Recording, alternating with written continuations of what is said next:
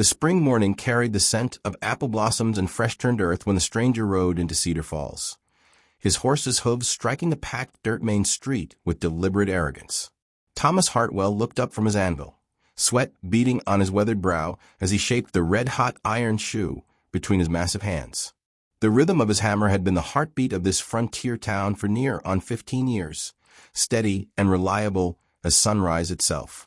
The stranger dismounted outside Murphy's trading post, his fine clothes and polished boots marking him as different from the honest working folks who called Cedar Falls home. Thomas noted the way the man's eyes swept the street, taking inventory like a hawk, sizing up prey. There was something in that gaze that set the blacksmith's teeth on edge, a calculating coldness that spoke of trouble brewing. Mary Beth Sullivan emerged from the post office, her arms full of mail for the morning delivery. At 23, she'd been managing the postal duties since her father passed 2 winters back, earning respect through quiet competence and gentle kindness.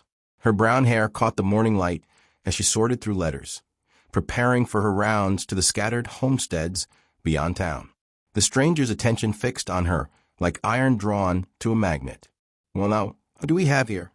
His voice carried clear across the street, loud enough for half the town to hear. "Mighty fine view this morning." Mary Beth glanced up, confusion flickering across her features.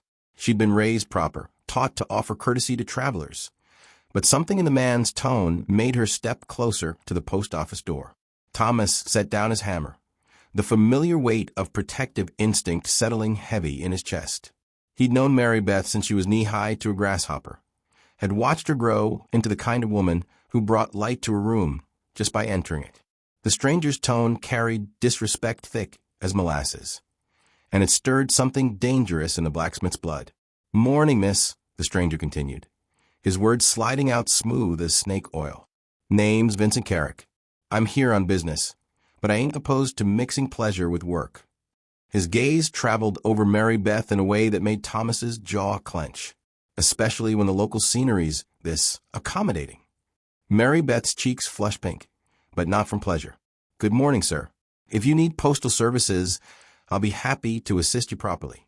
Carrick laughed, a sound that held no warmth. "Oh, I'm counting on it, darling. Though I suspect you and I might find all sorts of ways to assist each other before I'm done in this backwater town." The words hit the morning air like stones dropped in still water, ripples of discomfort spreading through the handful of folks going about their business. Mrs. Abernathy paused in her sweeping outside the general store, her weathered face creasing with disapproval. Young Billy Henderson, delivering milk to the hotel, slowed his pace to listen. Thomas stepped into the street, his leather apron still tied around his waist, cold dust streaking his muscle forearms. At 6 feet 4 inches and broad as a barn door, he cast a considerable shadow. Years of working iron had built strength into every fiber of his being, and right now that strength was coiling like a spring under pressure. "Mary Beth," he called out, his voice carrying the kind of authority that comes from being the man folks turn to when trouble arrives. "You need any help with that mail?" She looked toward him, relief evident in her brown eyes. "Thank you, Thomas. I was just finishing up." Carrick's attention shifted to the blacksmith, and Thomas saw the quick calculation there. The stranger was sizing him up, measuring threat against opportunity. What he saw must not have impressed him overmuch, because his smile turned sharper. "Well, now seems the local blacksmith's got himself a soft spot for the postal clerk." Carrick's voice carried mockery thick enough to cut. "That's sweet, real sweet, but I don't recall asking for any interference in my conversation with the pretty lady." Thomas took another step forward, his boots finding solid purchase on the familiar street. "Wasn't much of a conversation way I heard it, more like a man forgetting his manners." The morning seemed to hold its breath. Mrs. Abernathy had stopped pretending to sweep, and Billy had set down his milk cans entirely. Even the birds in the elm trees seemed to pause their singing. Carrick's laugh held an edge now. "Manners? Friend, where I come from. A man takes what he wants if he's got the backbone for it. Maybe you folks out here in the sticks ain't learned that lesson yet. Maybe you ain't learned that decent folks treat women with respect." Thomas kept his voice level, but steel ran through every word. "Might be you need some educating on the subject." "Educating?" Carrick's hand drifted toward his hip, where Thomas noted the well-oiled holster. That sounds almost like a threat, Blacksmith. Mary Beth stepped between them, her voice trembling slightly but determined. Please, there's no need for trouble. Mr. Carrick, if you have postal business, I'm happy to help. Otherwise what, sweetheart? Carrick moved closer, close enough that Mary Beth backed against the post office door. You'll what? Set your pet blacksmith on me? Thomas felt something dark and dangerous unfurl in his chest. This man wasn't just rude. He was deliberately intimidating a woman under the protection of Thomas's community. The blacksmith had seen enough trouble in his younger days to recognize the type, a predator testing boundaries, seeing how far he could push before someone pushed back. Step away from her.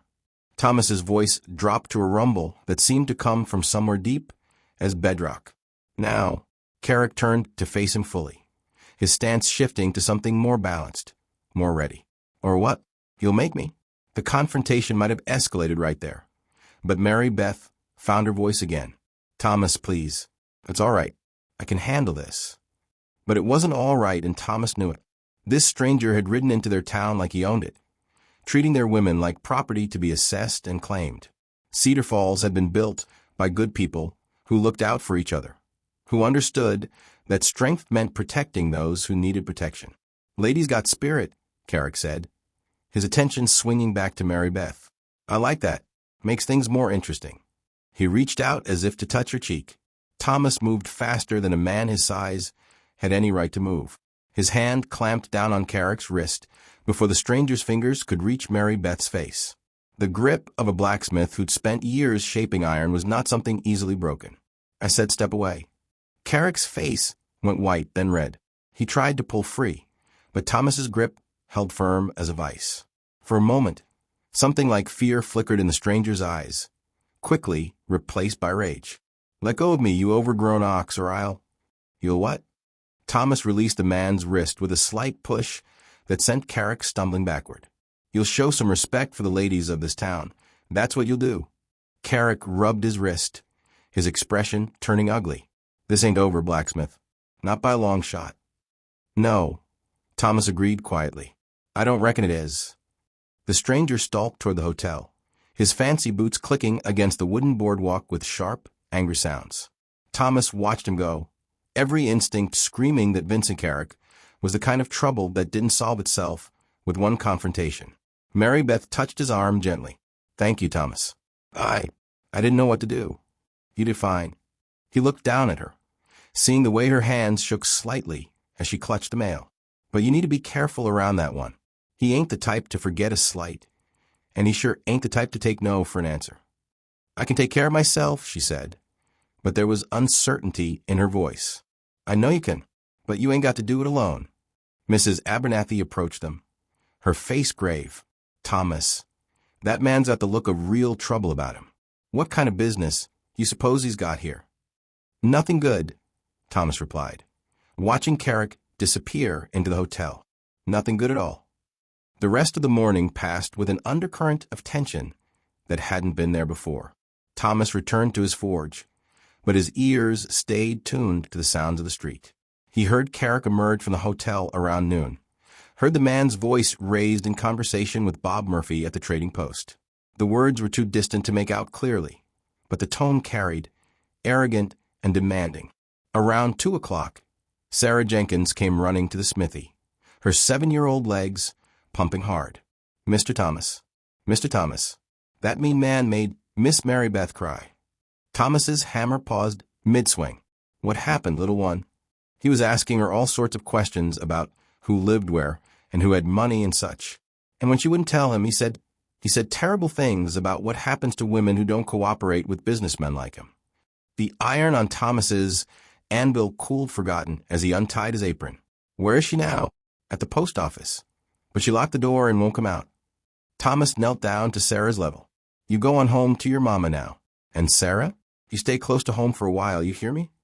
The little girl nodded solemnly and scampered away. Thomas stood, his decision crystallizing like iron cooling into its final shape. This morning's confrontation had been about manners and respect. This afternoon was about something deeper. The safety of his community. The protection of people who couldn't protect themselves. He found Mary Beth sitting behind the postal counter, her face pale but determined. She looked up when he knocked on the locked door, and after a moment's hesitation, she let him in. What did he want? Thomas asked without preamble. Mary Beth sank back into her chair. He was asking about everyone in town. Who owns what land, who has money, who might be vulnerable. When I told him I couldn't discuss private matters, he got angry. What kind of angry? She wrapped her arms around herself. He said that women who don't help men like him accomplish their business often find themselves in situations where help becomes necessary. He said he'd heard of women who'd lost their homes, their livelihoods, because they weren't smart enough to be friendly when friendliness would have served them better. Thomas felt his hands curl into fists. He threatened you. Not directly, but the meaning was clear enough. Mary Beth looked up at him, and he saw steel beneath the fear. Thomas, I think he's some kind of land speculator or debt collector. The questions he was asking, he wanted to know about the widow Morrison, about old Pete Callahan who's been struggling with his farm, about anyone who might be behind on payments or taxes. That made ugly sense. Men like Carrick often preceded foreclosures and forced sales, circling like vultures around communities where decent folks were struggling to make ends meet. They bought up debts and used legal pressure to force people off their land, then resold to investors back east who'd never set foot in the territories. Mary Beth, I want you to close up early today. Go home to your aunt's place and stay there until this gets sorted out. I won't be driven from my duties by some bully. Thomas felt a surge of admiration for her courage, mixed with frustration at her stubbornness. It ain't about being driven off. It's about being smart while we figure out what we're dealing with. Before she could argue, the door rattled as someone tested the handle. Through the glass, they saw Carrick's face, his expression dark with annoyance. Miss Sullivan? I believe we have more to discuss. Mary Beth stood, her chin lifting in defiance. Thomas recognized and respected. I'm sorry, sir, but postal hours are over for the day. I don't think you understand. Carrick's voice carried through the door like an oiled blade.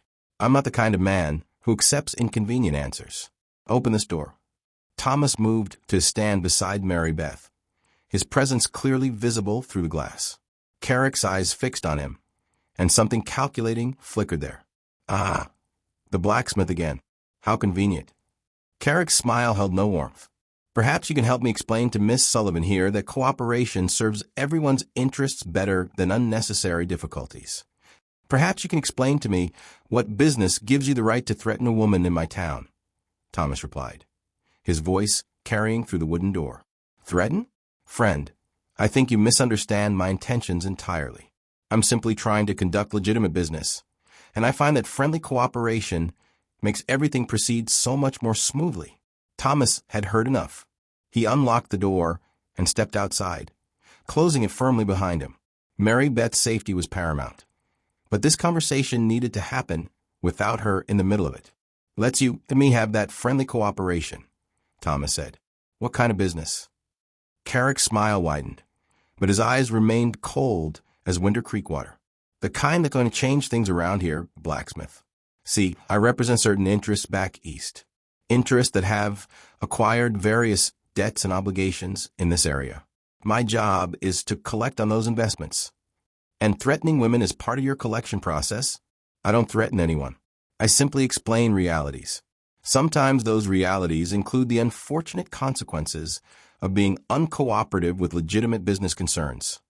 Thomas studied the man's face, reading the careful words and calculating expression. What kind of debts? Oh, various kinds. Mortgages, business loans, tax obligations. You'd be surprised how many folks out here have gotten themselves into situations where they owe money to people who expect to be paid. The pieces were falling into place, and Thomas didn't like the picture they formed. And if people can't pay, well, then arrangements have to be made. Properties change hands. People find new places to live. Life goes on. It's all perfectly legal. Legal ain't always right. Carrick's laugh held genuine amusement now. Right and wrong are luxuries for people who don't have to make hard decisions, Blacksmith. Ideal and realities. Here's reality for you, Thomas said quietly. The people in this town look out for each other. We don't take kindly to strangers who come in making threats. Even strangers with legal authority to conduct their business? Especially those. They stood facing each other in the afternoon sunlight. Two men who understood they were on opposite sides of something bigger than a simple disagreement. Thomas saw the moment Carrick decided to show his hand. Blacksmith, I was doing some reading while I was waiting for Miss Sullivan to become more cooperative. Interesting things, property records. Take your shop, for instance. Thomas felt his blood chill. What about it? Seems like there was a lien filed against it about 3 years ago. Some sort of business loan that got sold to investors. Fascinating how these things work their way through the system. The words hit Thomas like a physical blow. 3 years ago, when the drought had killed crops across the territory and nobody had money for horseshoes or repairs. He'd borrowed against his property to keep food on the table and his doors open. He'd been making payments faithfully. But if the debt had been sold, you're lying. Carrick reached into his coat and withdrew a leather folder. Public records, friend. All perfectly legitimate. Of course, if the current holder of that debt were to find the Blacksmith Cooperative regarding other matters, arrangements might be made. Friendly arrangements. Thomas understood the game now. Carrick wasn't just collecting debts, he was using them as weapons, forcing people to cooperate with whatever larger scheme he had in mind. The threat to Mary Beth hadn't been random harassment. It had been a test to see how the community would respond, who would stand up, and how they might be pressured into compliance. What do you want? Information. Cooperation. The understanding that when I conduct business in this town, I do it without interference from well-meaning locals who don't understand the bigger picture. And if I refuse, Carrick shrugged, then you might find yourself looking for a new place to set up shop, along with anyone else who makes my work here unnecessarily difficult. The threat hung in the air between them like smoke from a grass fire. Thomas felt the weight of it, not just for himself, but for everyone in Cedar Falls who might be vulnerable to this kind of pressure. How many others had debts that had been sold? How many people could Carrick threaten into cooperation? I'll need to see those papers, Thomas said finally. Of course. Take all the time you need to verify their authenticity. But while you're doing that, remember that time is money, and money is what pays debts. The longer this takes, the more complicated things become. Thomas took the papers with hands that didn't shake, though it cost him. Inside, rage and fear warred with the practical knowledge that losing his temper now would help nobody. He needed time to think, to plan, to figure out how to protect his community from this predator. I'll look these over. You do that. And Blacksmith? You might want to have a chat with your neighbors. See who else might be interested in cooperative arrangements. I'd hate for anyone to be surprised by unexpected developments. Carrick tipped his hat with mock courtesy and strolled back toward the hotel, whistling a tuneless melody that grated against Thomas's nerves like fingernails on slate. Mary Beth emerged from the post office, her face tight with concern. Thomas?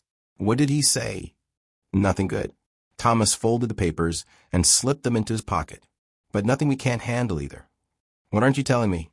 Thomas looked down at her, seeing the intelligence and courage that had made him admire her from afar for years. She deserved the truth, but she also deserved protection from the full weight of what they were facing. He's got legal papers that might cause problems for some folks in town, including me. What kind of problems? The kind that can take away a man's livelihood if he's not careful. Mary Beth's eyes widened with understanding. He's threatening you because you stood up for me. He's threatening me because he's the type of man who uses threats to get what he wants. Standing up for you just made me a target sooner rather than later. I'm sorry, Thomas. If I just don't. His voice carried quiet authority. Don't you dare apologize for being decent to a stranger or for expecting to be treated with respect. This ain't your fault. Then whose fault is it? Thomas looked toward the hotel where Carrick had disappeared, then back at Mary Beth's determined face. It's the fault of men who think they can come into our town and treat our people like property to be bought and sold. What are we going to do? We're going to figure out exactly what he's got on folks, and then we're going to figure out how to stop him. How do we do that? Thomas felt the familiar weight of responsibility settle onto his shoulders, the same weight that had made him the man people turned to when problems needed solving. Same way we handle any other kind of trouble that threatens our community. Together. As the sun began to sink toward the western horizon, painting the sky in shades of amber and rose, Thomas walked Mary Beth home to her aunt's house. The familiar streets of Cedar Falls looked the same as they had that morning, but something fundamental had changed. A threat had come to their town, and it wore the face of legal authority and legitimate business. But Thomas had faced threats before, and he'd learned that the most dangerous ones were often the ones that looked respectable from the outside. Vincent Carrick might have papers and legal backing, but he didn't have what the people of Cedar Falls had: each other. The real fight, Thomas knew, was just beginning. The summer sun beat down mercilessly on Cedar Falls as Thomas spread Carrick's papers across his kitchen table, the legal language dancing before his tired eyes like heat mirages. 3 days had passed since the confrontation, and each one had brought new revelations about the web of debt that threatened to strangle their community. Pastor Williams sat across from him, his weathered Bible resting beside a growing stack of similar documents. Word had spread quietly through the congregation, and one by one, folks had come forward with their own legal troubles. The pattern was always the same: legitimate debts sold to Eastern investors, then transferred to Carrick's company for collection. "How many does that make?" Thomas asked, rubbing his eyes. 17 families by my count," the pastor replied grimly, "including old Pete Callahan, the widow Morrison, and the Hendersons with their new baby." Thomas felt his jaw clench. These weren't deadbeats or speculators who'd gotten in over their heads. These were good people who'd borrowed money for legitimate reasons: crop failures, medical emergencies, keeping their businesses alive during hard times. Now, their honest debts had become weapons in Carrick's hands. "What's the total amount?" Pastor Williams consulted his notes. "Near $3,000 all told. More money than most of these folks see in 5 years. A knock at the door interrupted them. Thomas opened it to find Mary Beth, her face flushed from the heat and worry. Behind her stood Doc Harrison and Sam Murphy from the Trading Post. "Any word from the territorial capital?" Doc Harrison asked without preamble. Thomas shook his head. "Telegraph's been down for 2 days. Convenient timing." "That ain't coincidence," Sam said darkly. Carrick was asking pointed questions about when it might be fixed. Mary Beth stepped forward, her brown eyes blazing with determination. "Thomas, I've been thinking. These debts, they're all legitimate, right? People really do owe this money. Far as we can tell. Then maybe we're approaching this wrong. Maybe instead of fighting the debts, we fight the man."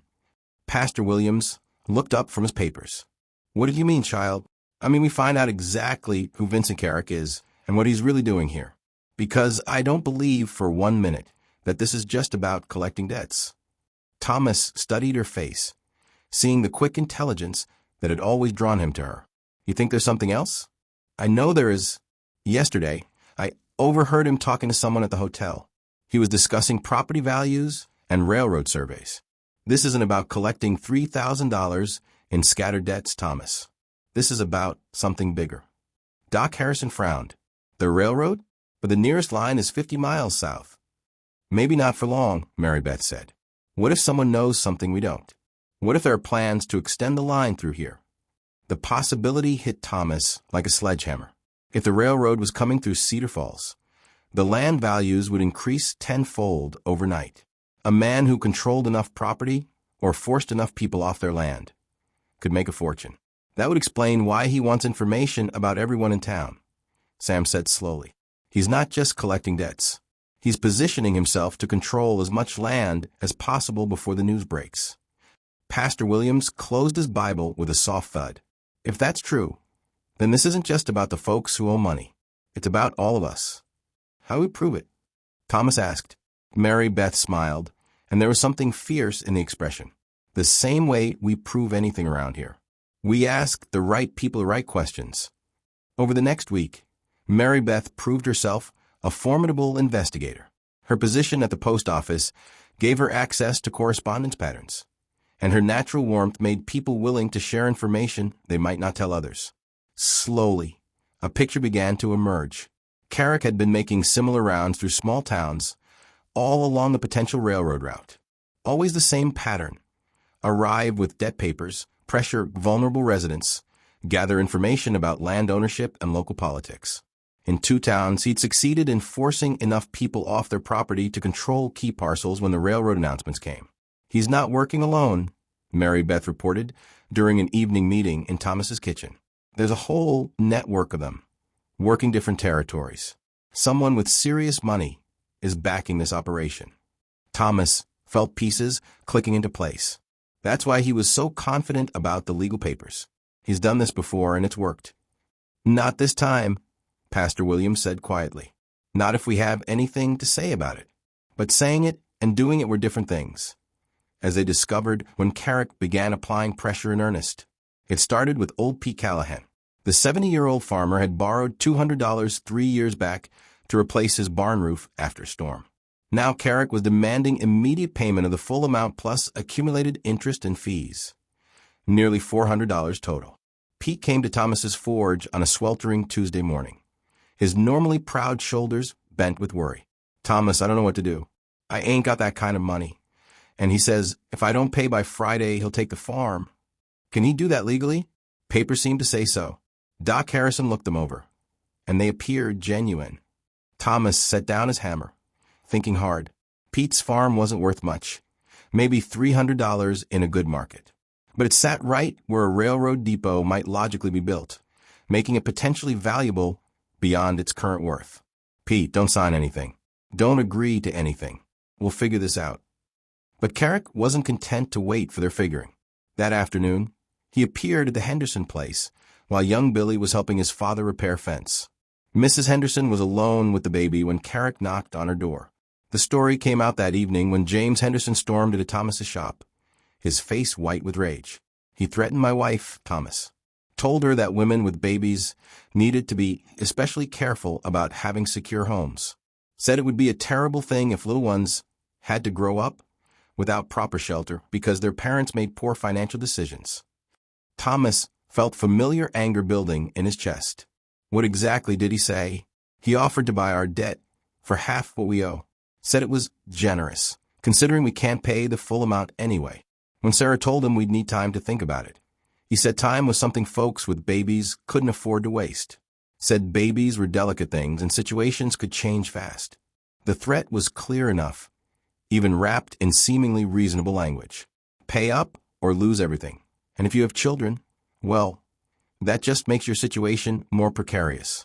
Pastor Williams had been listening from the back of the shop. Now he stepped forward, his face grim. "James, this has gone beyond debt collection. This is intimidation, plain and simple. But what can we do? The law is on his side." "Maybe," Thomas said, "and maybe not." That night, Thomas lay awake, staring at the ceiling, his mind churning through possibilities. Carrick was smart, careful, probably within his legal rights on most counts. But he was also arrogant, convinced that frontier folks wouldn't have the knowledge or resources to fight back effectively, which might just be his weakness. The next morning, Thomas saddled his horse and rode hard toward the territorial capital. If there were railroad surveys being conducted, there would be records. If Carrick was part of a larger scheme, there would be evidence. And if there was evidence, there might be a way to turn the tables. The ride took the better part of 2 days, and Thomas spent them thinking about Mary Beth. She'd offered to come with him, her knowledge of legal documents potentially valuable. But he'd refused. Carrick was getting more aggressive, and Thomas didn't want her in the man's reach while he was away. The territorial offices were housed in a sprawling wooden building that seemed to collect dust and paperwork in equal measure. Thomas spent hours learning to navigate the bureaucracy, following leads from one office to another, slowly piecing together the larger picture. The railroad was coming, just as Mary Beth had suspected. The route was still being finalized, but Cedar Falls sat squarely on the most likely path. More importantly, the surveys were being conducted by a company that shared several investors with Carrick's debt collection firm. Thomas copied what records he could and started the long ride home, his mind already working on how to use this information. But when he crested the hill overlooking Cedar Falls on the afternoon of the second day, he knew immediately that something was wrong. Smoke was rising from the direction of Pete Callahan's farm. Thomas spurred his horse into a gallop, fear and rage warring in his chest. By the time he reached Pete's place, the barn was nothing but smoldering ruins. Pete stood in his yard, staring at the destruction with hollow eyes. What happened? Thomas demanded. Fire started around midnight, Pete said dully. Burned too fast and hot to save. Lucky the house didn't catch. Thomas studied the remains, noting the way the fire had burned. Too evenly, too completely. This wasn't an accident. Where's Carrick? Came by this morning. Real sympathetic he was. Said it was terrible when folks lost property they couldn't afford to replace. Offered to take the debt off my hands for $100, seeing as how the farm wasn't worth much now with no barn. You didn't take it? Pete's jaw tightened. I ain't stupid, Thomas. I know arson when I see it, but knowing and proving are different things. That evening, Thomas called a meeting at the church. Word spread quietly through the community, and by sunset, nearly every adult in Cedar Falls had gathered in the wooden pews. Thomas stood at the front. His findings spread across the pulpit. Friends, we got a problem that's bigger than any of us realized. He laid out what he'd learned, the railroad plans, the investment connections, the pattern of intimidation that had been used in other towns. The room grew quieter as the implications became clear. So what do we do? Asked Sam Murphy. Thomas looked out at the faces, weathered farmers, worried shop owners, mothers clutching sleeping children. These were good people who'd built a community through honest work and mutual support. They didn't deserve to be driven from their homes by legal manipulation and intimidation. We fight back. How? This from Doc Harrison. The man's got the law on his side. Maybe. But the law cuts both ways, and I think Mr. Carrick might have gotten careless in his confidence. Thomas pulled out one of the documents he'd copied. Arson's a federal crime in the territories. So is intimidation for the purpose of fraud. And if we can prove that Carrick's been using inside information about railroad routes to manipulate land sales, that's conspiracy. Mary Beth stood up from her pew near the front. What do you need from us? Documentation. Every conversation, every threat, every demand. We write it all down with dates and witnesses. We gather evidence like we're building a legal case, because that's exactly what we're doing. Pastor Williams nodded slowly. And then? Then we present it to the territorial marshal when he makes his circuit next month. We make sure Mr. Carrick faces justice for what he's done. What if he doesn't wait that long? James Henderson stood up, his wife beside him with the baby in her arms. What if he forces sales before the marshal gets here? Thomas had been thinking about that. Then we make sure those sales aren't valid. We pool our resources, help each other meet the immediate demands, and make sure nobody signs anything under duress. How do we do that? Pete Callahan's voice carried the weariness of a man who'd lost everything once and couldn't bear to lose it again. Mary Beth spoke up. The same way we've always solved problems in this community, together. Over the next week, the people of Cedar Falls proved that frontier cooperation could be stronger than Eastern manipulation. Families who had savings loaned money to those facing immediate pressure. The church opened its discretionary fund. Shop owners extended credit and accepted labor in place of payment. Most importantly, they documented everything. Mary Beth organized a systematic record-keeping effort, noting every interaction with Carrick, every demand, every threat. Doc Harrison provided medical testimony about the stress-related illnesses affecting threatened families. Pastor Williams gathered sworn statements from witnesses. Carrick, meanwhile, grew increasingly frustrated. His usual tactics weren't working. Families that should have been isolated and desperate were instead surrounded by support. People who should have been competing for limited resources were instead sharing what they had.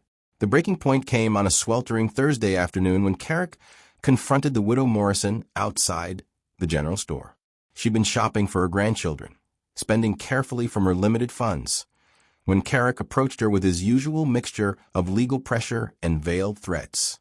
Mrs. Morrison, I trust you've had time to consider my offer regarding your late husband's obligations.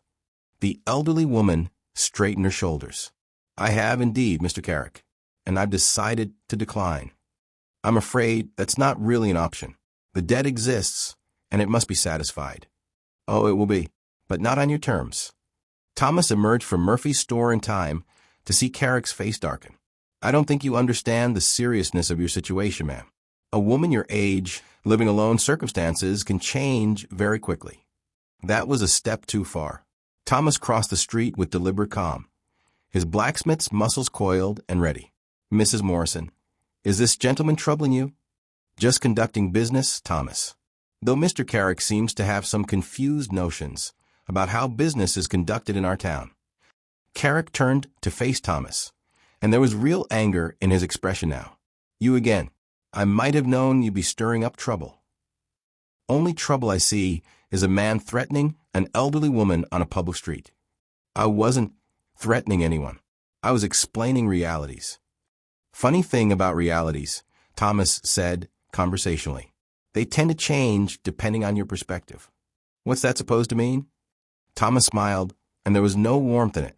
Means maybe you should be more worried about your own realities, Mr. Carrick.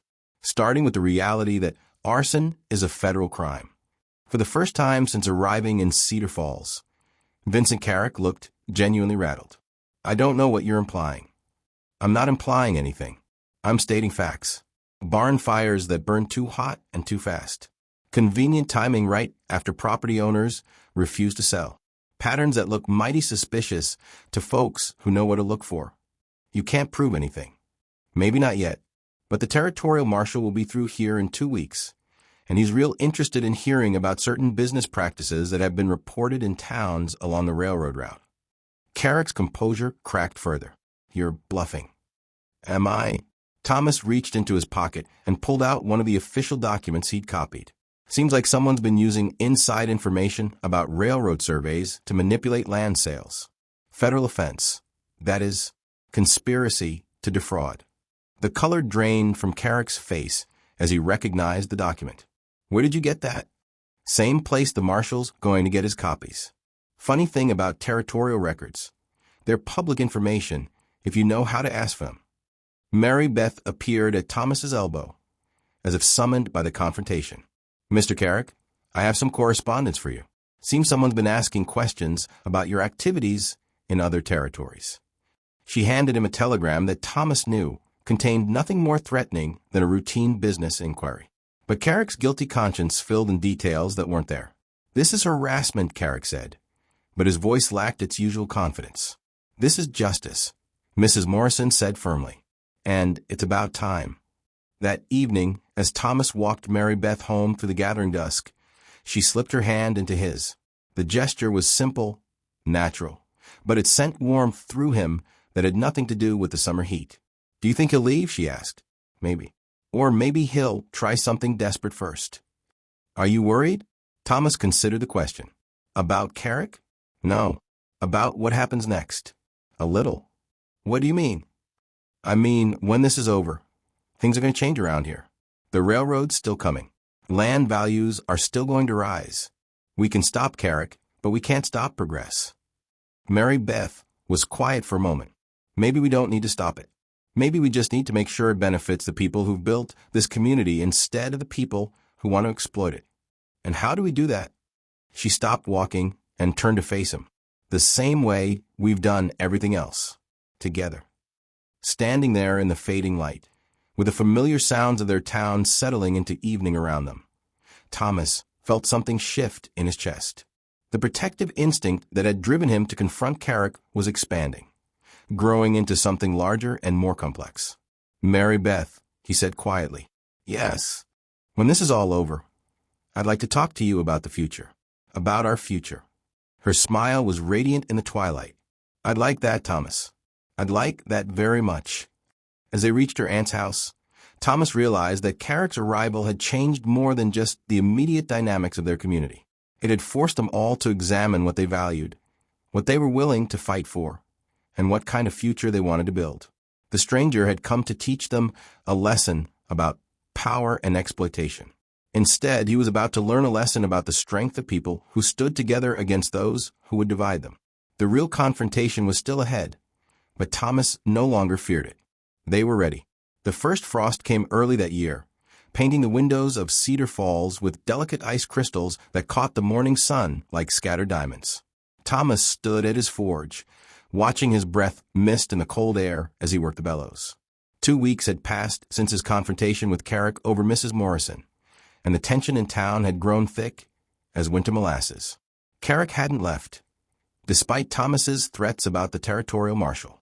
Instead, he dug in deeper, his tactics becoming more aggressive and desperate.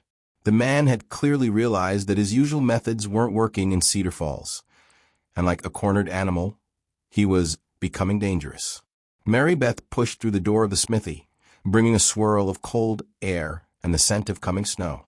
Her cheeks were flushed pink from the wind, and worry lines creased her brow. "Thomas, you need to see this." She handed him a legal document, still warm from her handling. Thomas scanned the official language, feeling his blood chill with each word. It was a court order, signed by a territorial judge, authorizing the immediate seizure of property to satisfy outstanding debts.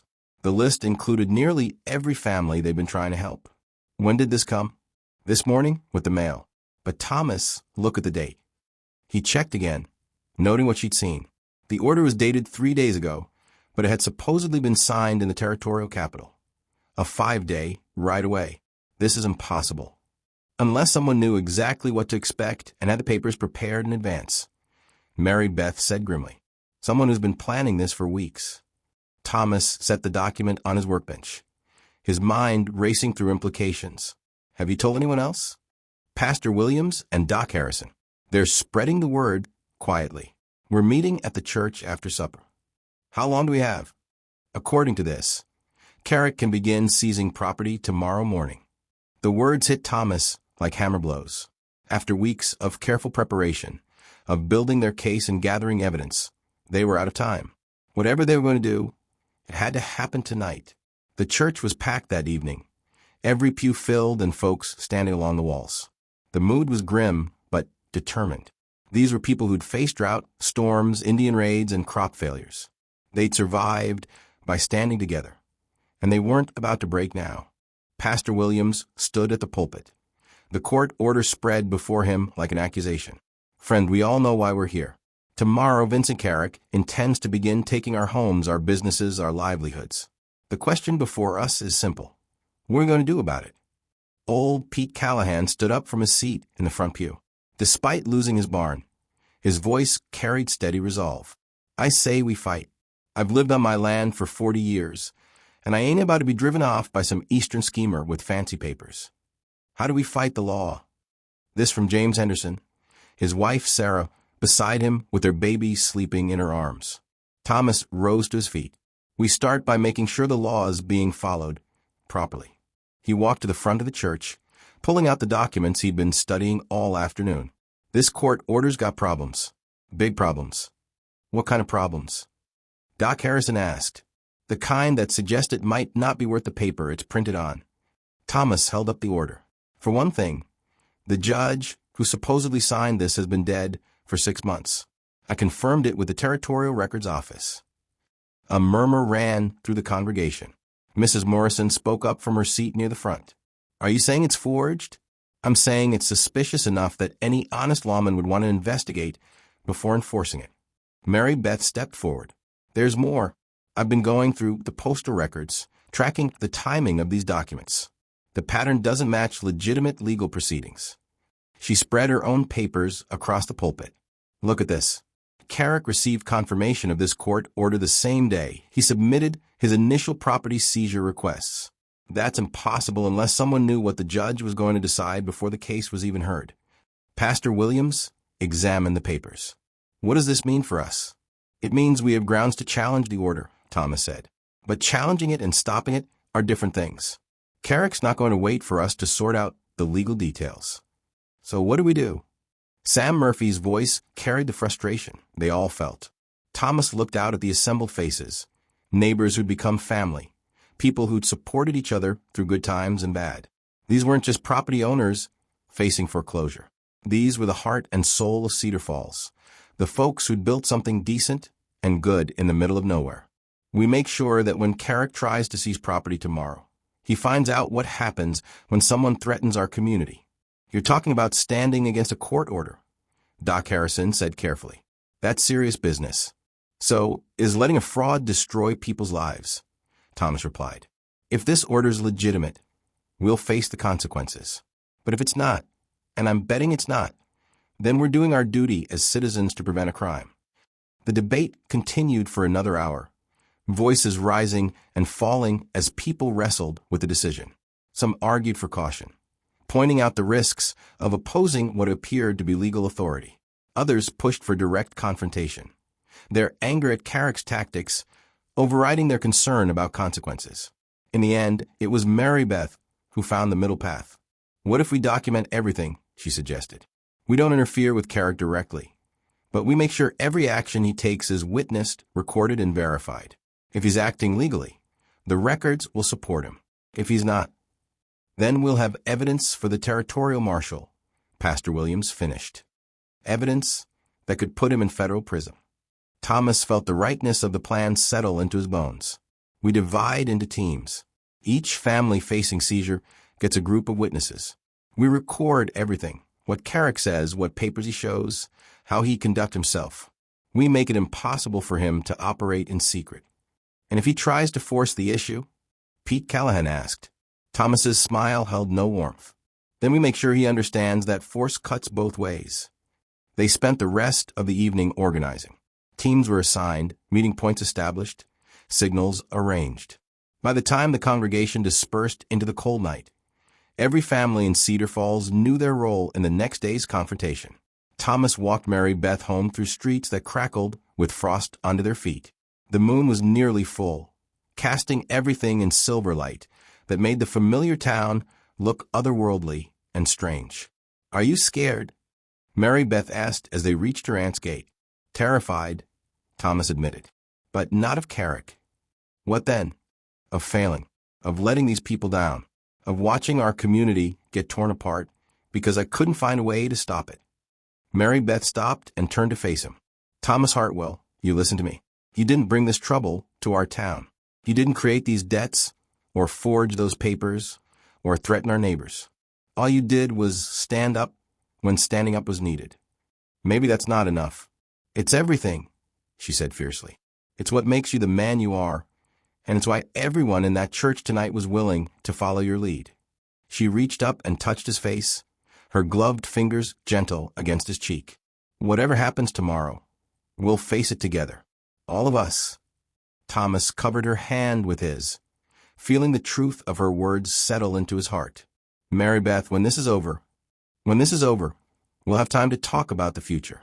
But right now, we need to focus on making sure we have a future to talk about." He nodded, knowing she was right. But as he kissed her goodnight and watched her disappear into the house, he found himself praying harder than he had since he was a child that tomorrow wouldn't take away everything he'd come to love. Dawn came gray and cold, with the promise of snow heavy in the air. Thomas was at his forge before sunrise, not because he had work to do, but because he needed the familiar rhythm of hammer and anvil to steady his nerves. The sound echoed through the empty streets like a battle drum, calling the town to wakefulness. By 7 o'clock, Carrick emerged from a hotel with two men Thomas didn't recognize. They wore the hard-faced look of hired muscle, the kind of men who made their living by intimidating people who couldn't fight back. Seeing them, Thomas felt his jaw clench with grim satisfaction. Carrick was scared enough to bring backup, which meant their resistance was having an effect. The first stop was Pete Callahan's farm. Thomas and his team were already in position, concealed in the tree line with a clear view of the farmhouse. Mary Beth crouched beside him with a notebook and pencil, ready to record everything they witnessed. Carrick rode up to Pete's front door with his two companions, their horses' hooves ringing against the frozen ground. Pete emerged from his house, his shotgun cradled in his arms, not pointed at anyone, but clearly visible. "Mr. Callahan," Carrick called out, his voice carrying clearly in the cold air. "I'm here to execute a lawful court order regarding your property." "Let's see this court order," Pete replied. Carrick dismounted and approached the porch, pulling papers from his coat. But as he handed them over, Thomas noticed something that made his blood run cold. One of Carrick's men had moved to flank Pete's position, his hand resting on his gun, but Mary Beth saw it too. "They're not just here to seize property," she whispered. "They're here to provoke a fight." The realization hit Thomas like a physical blow. Carrick wasn't trying to follow legal procedures. He was trying to create a situation where he could claim self-defense while removing the most stubborn opposition to his plans. A dead Pete Callahan couldn't contest property seizures or testify about forged documents. Pete, Thomas shouted, breaking cover. Behind you. The warning shattered the morning quiet like a gunshot. Pete spun toward the flanking gunman, his shotgun swinging around instinctively. The hired muscle went for his weapon, clearly startled by the sudden exposure of his position. But Pete was a veteran of the Indian Wars, with reflexes honed by years of frontier survival. His shotgun boomed once, the blast echoing off the farmhouse walls. The gunman pitched backward into the dirt, his weapon unfired. Carrick's other man drew his pistol, but Thomas was already moving. He'd covered the distance from the tree line in seconds, his blacksmith strength driving him forward like a locomotive. He hit the gunman in a diving tackle that sent them both crashing into the frozen dirt. They rolled and struggled, fighting for control of the weapon. Thomas felt the man's finger tighten on the trigger, heard the sharp pop of the pistol firing into the air. Then his own hand closed around the man's wrist, squeezing with a grip that could bend iron, until bones cracked and the gun fell free. Around the farmyard, more figures emerged from concealment. The witnessing teams had become something else, a community militia, armed and ready to protect their own. Sam Murphy appeared with his hunting rifle. Doc Harrison emerged from behind the barn with an old army carbine. Even Mrs. Morrison was there, a derringer steady in her weathered hands. Carrick found himself surrounded by 24 angry neighbors, all of them armed, all of them tired of his threats and manipulation. "This is over," Thomas said, climbing to his feet and dusting off his clothes. "You're done in this town. You're all making a terrible mistake," Carrick said, but his voice shook with fear. "I have legal authority." "You have forged papers and hired killers," Pastor Williams interrupted, stepping into the circle with his Bible in one hand and a shotgun in the other. "That's not legal authority. That's criminal conspiracy." Mary Beth moved to Thomas's side, her notebook still in hand. "We've documented everything, Mr. Carrick. Every threat, every illegal demand, every intimidation tactic. And now we have attempted murder to add to the list." It wasn't murder. It was self-defense. Against an unarmed old man standing on his own property, Doc Harrison knelt beside the wounded gunman, checking his injuries.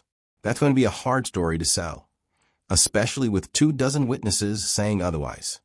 Thomas studied Carrick's face, seeing the moment when the man realized his situation had become untenable.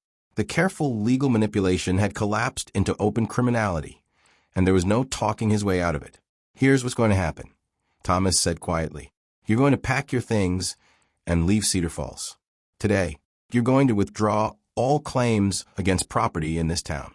And you're going to pray that the territorial marshal doesn't decide to come looking for you based on the evidence we've gathered. And if I refuse," Thomas looked around at the assembled faces, neighbors who'd become family, people who'd proven they would fight for each other when fighting was necessary. "Then you'll find out what frontier justice looks like when good people get pushed too far." Carrick's remaining gunman was conscious but defeated, his gun hand clearly broken. The man who tried to flank Pete was alive but would need surgery to remove the shotgun pellets from his shoulder and chest. Both of them looked like they wanted to be anywhere else in the world. "This isn't over," Carrick said, but the words carried no conviction. "Yes, it is," Mary Beth replied firmly. "It's been over since the moment you decided to threaten our community. You just didn't know it yet." The ride back to town was a somber procession. Carrick and his wounded men were escorted by armed neighbors, their defeat complete and obvious. Word of the confrontation spread quickly, and by the time they reached the main street, half the town had turned out to watch. Thomas felt no satisfaction in the victory. Violence, even justified violence, left scars on a community. But sometimes those scars were the price of protecting something worth protecting. Carrick packed his belongings with shaking hands while Pastor Williams and Doc Harrison watched from the hotel lobby. The wounded gunmen were loaded into a wagon for transport to the territorial capital, where they would face federal charges for their role in the conspiracy. As Carrick's horse disappeared over the hill that marked the edge of Cedar Falls, Thomas felt a weight lift from his shoulders that he hadn't realized he'd been carrying. The immediate threat was over, but the larger questions remained. "What happens now?" Mary Beth asked, standing beside him in the afternoon sunlight. "Now we rebuild," Thomas said. "We figure out how to handle the railroad when it comes. We make sure what happened here doesn't happen to other communities. And us. Thomas turned to look at her, seeing hope and determination in her brown eyes. Us. I seem to remember you mentioning something about talking about the future. Thomas smiled, feeling lightness in his chest for the first time in weeks. Mary Beth Sullivan. Would you do me the honor of becoming my wife? Her answering smile was radiant enough to warm the cold autumn air. Thomas Hartwell, I thought you'd never ask. The wedding took place on the first Sunday in December, with snow falling gently outside the church windows. Pastor Williams performed the ceremony, his voice carrying the warmth and joy that had been missing from Cedar Falls during the long weeks of Carrick's threat. The entire community attended, packing the church beyond capacity. Pete Callahan gave Mary Beth away, his farm secure, and his barn already being rebuilt by neighbor volunteers. Mrs. Morrison played the old piano, her arthritic fingers finding strength for the wedding march. Even the territorial marshal, who had arrived the week before to investigate the conspiracy, stayed for the celebration.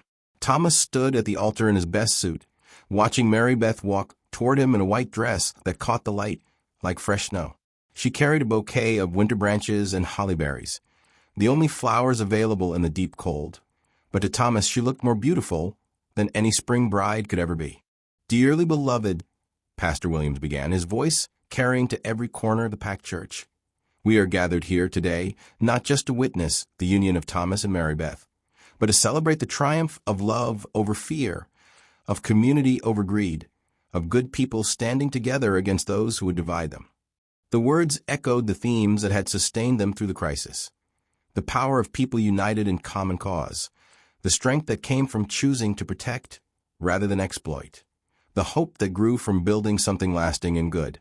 When Thomas kissed his bride, the church erupted in cheers that could be heard 3 streets away. Outside, the snow continued to fall, blanketing Cedar Falls in clean white that promised renewal and fresh starts. The reception was held in Murphy's Trading Post, with tables loaded down with food contributed by every family in town. There was fiddle music and dancing, stories and laughter, the kind of celebration that marked not just a wedding, but a community's survival and renewal. As the evening wound down, Thomas and Mary Beth stood together on the porch of what would now be their home. The house Thomas had built behind his smithy, expanded over the autumn to accommodate a family. The snow had stopped, leaving the world hushed and peaceful under a blanket of stars. Do you think Carrick will come back? Mary Beth asked, settling into the circle of her husband's arms. No, Thomas said with quiet certainty. Men like him are bullies at heart. Once they find out a community will fight back, they move on to easier targets.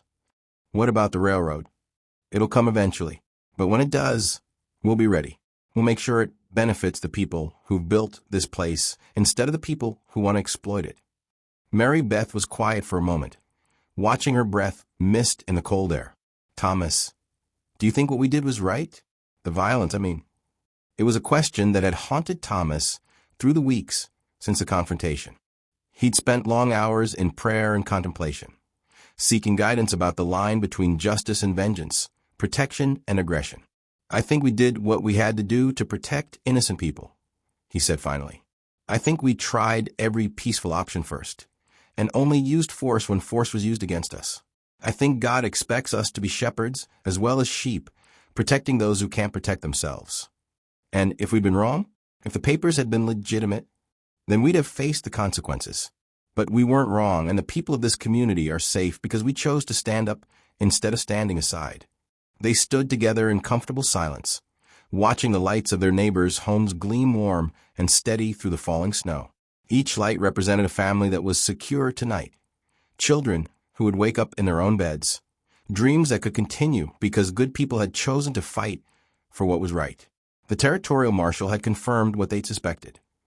Carrick's operation had been part of a larger conspiracy to manipulate land sales along the proposed railroad route. The forged court orders, the intimidation tactics, the use of violence to force compliance.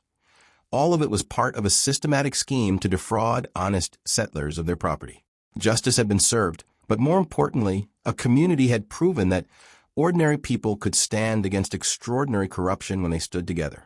Mary Beth, Thomas said quietly, yes, I love you. I love you too.